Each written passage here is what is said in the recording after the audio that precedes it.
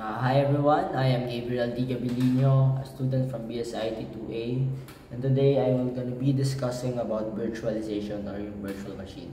First, let's talk ano nga ba yung virtual machine. Ang virtual machine, it's a bridge para magkaroon ka ng another operating system from one operating system. Bawa, kung okay na Windows, gusto kong itry yung operating system, ayoko naman bumili ako ng buong iPad or MacBook para lang matry ko yung operating system nila. Ngayon, may bridge doon. Dito na pumapasok si virtual machine kung saan pwede tayong mag-try ng iba't ibang operating system kahit na iba pa yung operating system natin. Kaya gusto ko mag-try ng Linux o Ubuntu. Hindi na ako bibili ng bagong laptop o ng operating system kasi meron namang virtual machine. So technically, it's just like a book or parang binder na kung saan iba't iba yung katleya mo. Kahit na maglagay ka ng iba't ibang katleya, kahit na iba't iba yung operating system mo, still nasa isa pa rin siyang binder, which is yung main operating system mo. Ganun lang yung virtual machine. Okay? We will gonna download, then we will gonna try to step by step procedure kung paano nga ba nag-download ang virtual machine. Ang itatry kong operating system is Lubuntu. It's more easier o medyo mahina kumpara sa Ubuntu kasi yun yung pinakamabilis para sa PC ko. So magda-download muna tayo ng virtual machine in your first step. Ang tinignan kong virtual machine is yung VirtualBox. Okay? We will just gonna click download. And then dito may preference. Kung Windows yung operating system mo ngayon, Windows yung i-check mo. Pero kung Linux, Mac o Solaris yung ibang gamit mo sa operating system mo, may option naman. Pagka-click mo yan, magda-download na yan dyan. And then, kapag ka na-download na yan, pupunta yan, may ganito yung kalalabasan niya. Yan. Medyo overwhelming kasi parang ang basic lang ng mga tools. So I'm gonna discuss it one by one. First is yung new. Kapag nag-download ka ng operating system, tapos hindi mo pa na-input sa computer mo, dito may lalagay. You will just gonna create a new file name. Saan mo ilalagay, kung ano yung file na kukuhain mo, and then yung OS. Tapos dito na yung isa-setup mo. Dito mo technically isa-setup. Ngayon, pag na-setup mo na, or nakagawa ka na, dito na papasok yung open.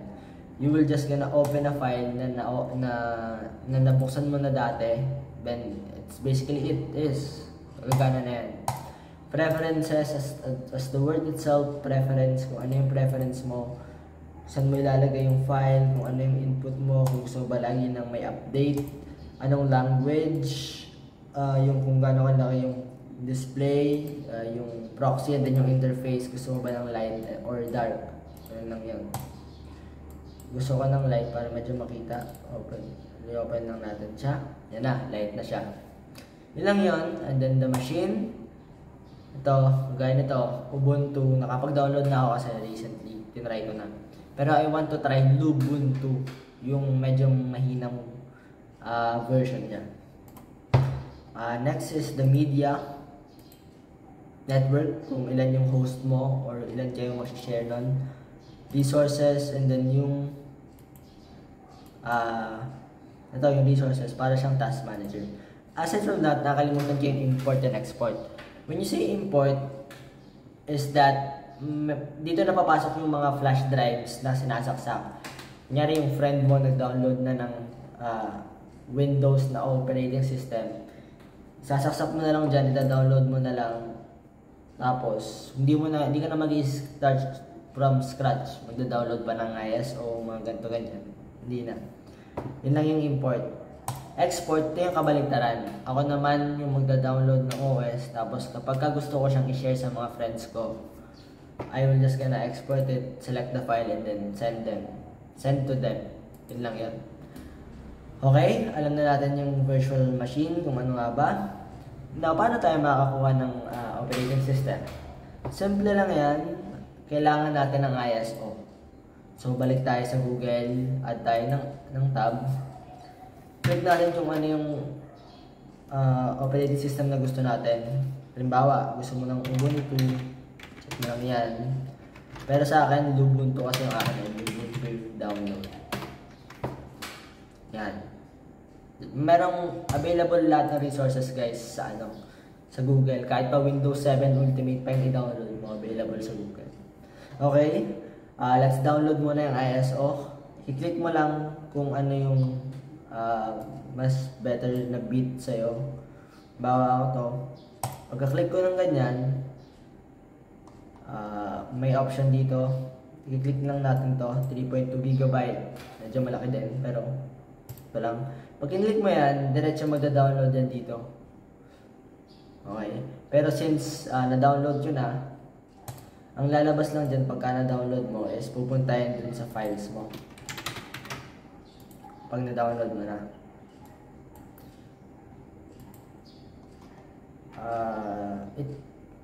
Ito guys, Lubuntu. Lalabas na yan, Lubuntu. Nag-download din ako ng Ubuntu. Nag-download din ako ng Windows 7 Ultimate. Nakatry na ako ng 3. Okay? Pagka na-download mo na yung ISO, ang gagawin mo lang, you will just gonna click new file name.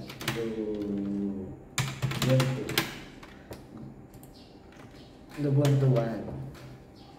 Tapos kung saan ko ilalagay yung folder, kung ano yung ISO, dito na natin ipipili kung ano yung folder na yon. Since yung akin is yung Lubuntu, let's just open it. And then hindi na tayo magsiset up ng password. Dito na tayo sa virtual hardware. Technically it is a RAM. Ina-allocate niya kung gaano kalaki yung RAM na ilalagay mo sa PC mo. Halimbawa 2 GB RAM, syempre mahina yan. At knowing meron lang akong 8 GB RAM, yan. Pag sinagad yun ng ganyan, walang matitira sa aking PC. Sipin mo lang may balance ng 500. Pag binigay mo yung 400 pesos sa kaklase mo, ang matitira sa'yo 100. Ikaw pa yung lugi. Diba? Same as RAM. Pag nilagay mo lahat, hindi gagana yan. Makukulangan yan. So let's just gonna find the perfect spot. It would be the 3 GB RAM. Ganun din sa CPU. Kapag inalat mo lahat ng CPU mo, binigay mo lahat ng baon mo sa kaibigan mo, walang matitira sa'yo. So mas maganda yung moderated lang to CPUs. Virtual hard disk, ito yung gaano naman kalaki yung file na mangyayari or na i-allocate mo sa kanya. The more the better, mas mabilis. Yun lang yun. Okay, let's finish. Pag finish mo, may ganito yan. Right, double click lang natin. Let's wait for the system to open up.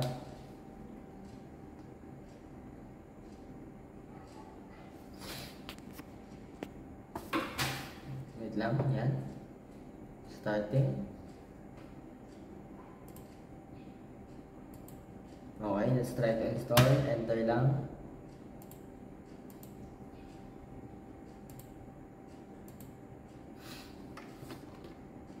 Let's wait.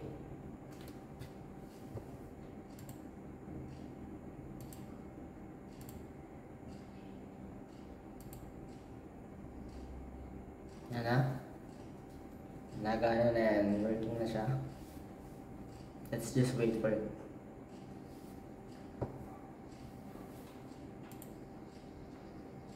Yun. Okay na guys. Gumagana na yung Lubuntu. Ito na yan. Working na siya. I will just gonna, yan o. Okay na yan. Gumagana na siya. Ito na mismo, basically, yung OS. Kita mo, pag pinindot ito yung Windows ko, ito rin yung Lubuntu ko. Diba ang weird? Dalawa-dalawa yung gamit yung, OS. Pero, ang kinagandaan sa virtual machine, kahit masira yung virtual machine, hindi masisira yung main OS ko. Yun lang yan. Now, merong iba't ibang tools dito. Tools pa rin yan ng VirtualBox. So, let's explain it. File. Ganun pa rin. Preference. Kung anong gusto mo. Kung gusto ba dark mode. anong language, ganun pa rin yan, parehas pa rin. Machine, dito settings, dito mo lang makikita yung more generalized settings. Para lang siyang preference pero mas madami lang siya. Nilagyan lang ng USB serial parts and other stuffs. Machine, it would be take Snapchat. Pag nag-take ng Snapchat ka, para siyang checkpoint. Kahit na anong gawin mo, kahit na magbura ka na magbura, pag nag-take ka ng Snapchat, tas na-save mo, pag kinlik mo yung Snapchat, babalik lang siya sa dati niya. Kung saan mo siya in-Snapchat. Ganun lang yan. Session information, para siyang task manager. Tinitingnan kung gaano kabilis or kung ano yung nangyayari sa likod ng sa background ng PC natin. Baka nag-overload na. Meron yan. File manager, kung ano yung file na nilagay mo na, mga input. Pause. Pag sinabing pause, lahat ng nangyayari sa VirtualBox, kung yung inallocate natin 3 GB RAM dito, ay nandito. Pag kinlik mo yung pause, lahat ng RAM na yun hindi niya gagamitin. Parang maganda to kapag nagmo-multitask ka. Pag pinindot mo yung pause, mamamatayan yun ng ganyan. Tapos lahat ng RAM, lahat ng CPU, babalik sa main OS. Hindi siya gagamit, hindi siya magko-consume. Yun lang yan. Okay? Reset, ito yung aayusin natin lahat ng RAM. Kung nag-allocate tayo ng 3 GB RAM kanina, babalik lang siya sa 0, mag-aayos lang siya. And last is yung shutdown. Pag pinake mo yung shutdown, syempre mag-close yung program, yung VirtualBox. Okay. Sa view, dito makikita mo lamang kung anong mode ng view mo. Kung gusto mo kaya yan, naka-screen mode pa lang. Pag kinake mo yung full screen mode and then switch, full screen siya. Pero hindi siya masyadong full screen kasi may mga black pa eh. Let's just Control F, babalik siya sa dati. Control F Scale mode. Yan, nagiging maliit naman siya. Pag kinlik mo yung box, yan, nagiging full screen na siya. Control F ulit. Babalik siya. Control F. Take screenshot, take record, menu bar, and then status bar. Sa virtual screen naman, ito lang ay kung gaano kalaki yung screen mo. Kagaya niyan. Magiging malaki lang siya. Depende na lang sa size ng gusto mo. Okay, lang yan. Input, ito yung keyboard mo. Wait lang, ayusin ko lang. Ito yung input mo. Dito nakalagay kung ano yung mga keyboard shortcuts. Kunyari, Control F, Control H, yung mga host, dito lahat lalagay yan. Yung mga Control Alt Del. Dito ka pwede maglagay. Ganon din sa mouse. Sa device, dito naman kung may lalagay kang USB, transfer mo itong VirtualBox sa USB mo. Sa network, kung meron ka ilalagay sa audio, optical drives. Halimbawa, kung baga magre-record ka, dito mo makikita yun. Dito ka pwede maglagay ng input. Shared folders, kung gusto may share itong file na to with your friends. Drag and drop. And then, lastly is yung help. So, basically, ito lang yung operating system. Siguro, isa siya sa mga helpful pagdating sa mga taong gusto mag-explore ng another operating system or gusto mag-try ng kung ano-ano. Kasi ito yung pinaka-safest sa lahat. Instead na i-re-reprogram ko to, or kaya bibili ako ng bagong laptop or bibili ako ng Mac para lang matry yung OS nila, sobrang gastos. So itong operating system na to, from the term itself, virtual. Kahit na saan lugar ka man, kahit na ano pa yung operating system mo, gagana at gagana pa rin yung gusto mong operating system na i-download.